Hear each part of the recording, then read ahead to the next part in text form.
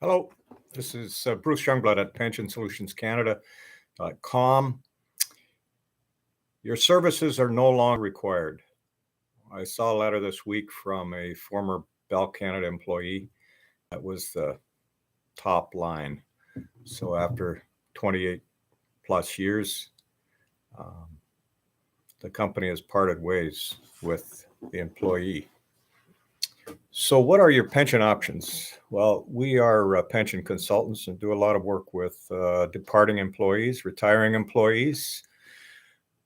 Uh, Generally speaking, there are three options for you, and that, of course, starts with the company pension.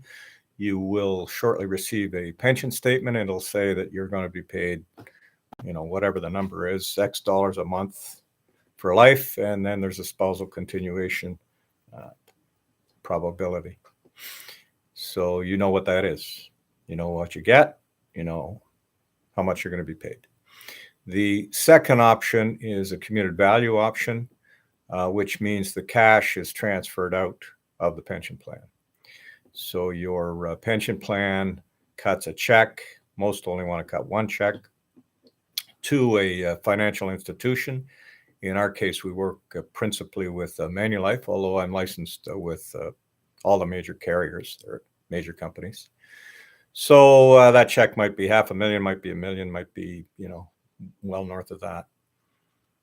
So the check goes to the insurance company, let's say in our case to Manulife, and we will put some into a locked-in retirement account as detailed in your pension statement. The rest will come in cash.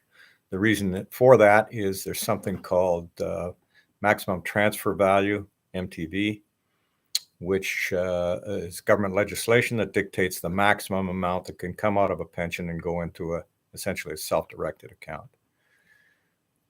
Bad news, call your MP. So that cash portion is where the challenge starts. First question is, do you have any RSP room? Well, you're in a pension plan. The answer may be no. If you haven't been using the RSP, maybe the answer is yes, and you can shelter $50 or $100 or $180,000 in there. That is critical because we're trying to manage your tax bracket, trying to reduce the tax due. On that note, as an aside, many people say, well, my spouse has a lot of room. Well, that's a wonderful thing. You're going to be able to take the after-tax cash, put it into your spouse or partner's RRSP, and reduce that tax bill subsequently on a go forward. And it works best if your spouse is working, making income and paying tax. I spoke to a couple this week, and the spouse is also retired, so there's very little tax implication for putting money in that RRSP. So let's not get complicated. Option number one was company pension. Option number two, commuted value. To carry on the commuted value, then accounts are set up, a LIRA account or a LIF account, locked in fund, RSP or RIF. Let's look at the TFSA, make sure cash is tax shelters to the maximum. Spousal RSP or spouse says RRSP. Okay. From there, really, conceptually, you have to say, well, what sort of rate of return do I need to match my company pension? Because if you could get a GIC at 5%, why wouldn't you do this? You're just going to do 5% forever the rest of your life, and you'll have the added benefit of owning the cash, so you can create a legacy. You can leave it to your beneficiaries. It doesn't go away when you die. You also have the flexibility to say, you know what?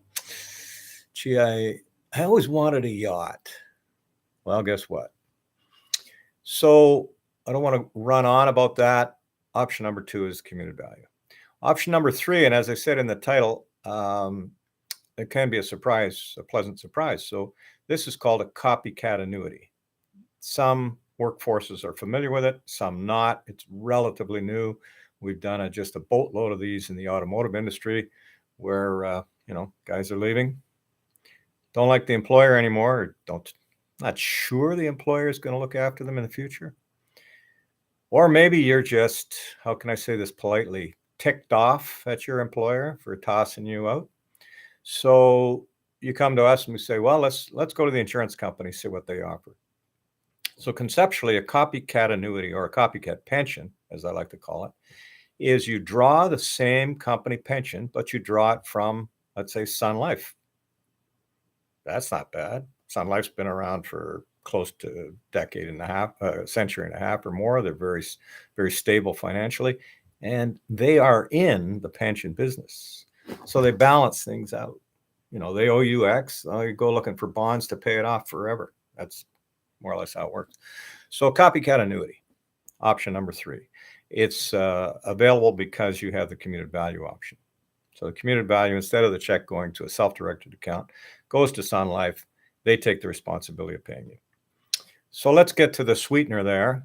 Often the Sun Life or Desjardins or Canada actuary will require less cash than has been,